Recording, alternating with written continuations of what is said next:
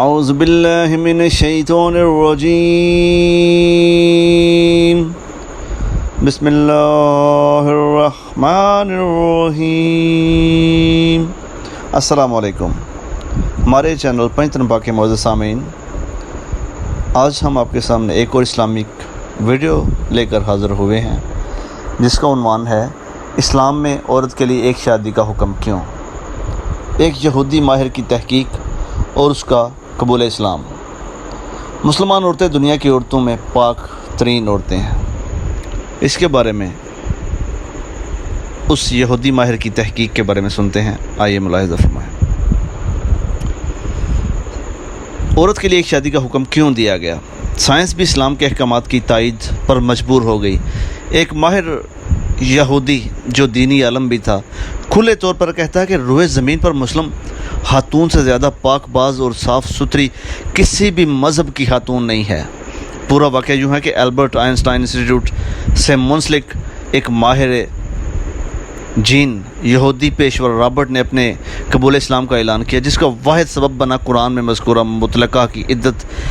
کے حکم سے واقفیت اور عدت کے لیے 3 مہینے کی تجدید کے پیچھے کار فرما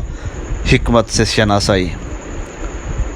اللہ تعالیٰ کا فرمان ہے جس کا ترجمہ یہ ہے کہ اپنے آپ کو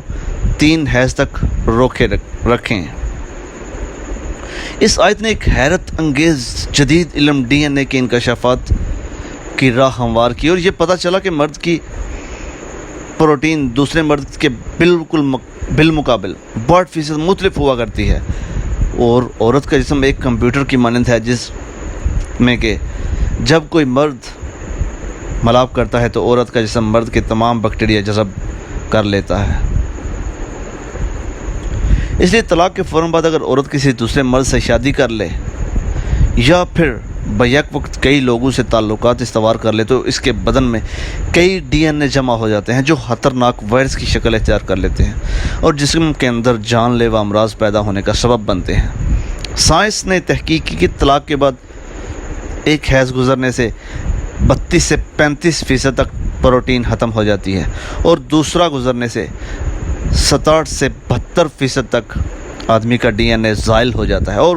تیسرے حیض میں 99.9% کا خاتمہ ہو جاتا ہے، اور پھر سب کا DNA سے پاک ہو جاتا ہے عورت کا رحم، اور بغیر کسی سائیڈ افیکٹ و نقصان کے نیا DNA اسے قبول کرنے کے لیے تیار ہو جاتا ہے۔ ایک طوائف کئی لوگوں سے تعلقات بناتی ہے جس کا سبب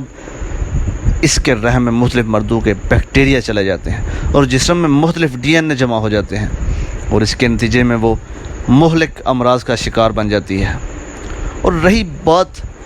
متوفی عنہا کی عدت، تو اس کی عدت طلاق شدہ عورت سے زیادہ ہوتی ہے، کیونکہ غم و حزن کی بنا پر سابقہ DNA جلدی ختم نہیں ہوتا اور اسے ختم ہونے کے لیے پہلے سے زیادہ وقت درکار ہے، اور اس کی رعایت کرتے ہوئے ایسی عورتوں کے لیے 4 مہینے اور 10 دن کی عدت رکھی گئی ہے۔ فرمان الہی ہے کہ تم میں سے جس کے خاوند کی وفات ہو جائے اور وہ اپنی بیویاں چھوڑ جائے تو چاہیے کہ وہ 4 مہینے اور 10 دن اپنے آپ کو روکے رکھیں۔ اس حقیقت سے راہ پا کر ایک ماہر ڈاکٹر نے امریکہ کے 2 مختلف محلوں کی تحقیق کی۔ ایک محلہ جہاں افریقن نژاد مسلم رہتے ہیں، وہاں کی تمام عورتوں کے جین میں صرف ایک ہی شوہر کا DNA پایا گیا، جبکہ دوسرا محلہ جہاں صرف امریکن آزاد اور فعال عورتیں رہتی ہیں، ان کے جین میں 1 سے زائد 2-3 لوگوں تک کے DNA پائے گئے۔ جب ڈاکٹر نے خود اپنی بیوی کا خون ٹیسٹ کیا تو چونکا دینے والی حقیقت سامنے آئی کہ اس کی بیوی میں 3 الگ الگ لوگوں کے DNA پائے گئے، جس کا مطلب یہ تھا کہ اس کی بیوی سے دھوکہ دے رہی تھی،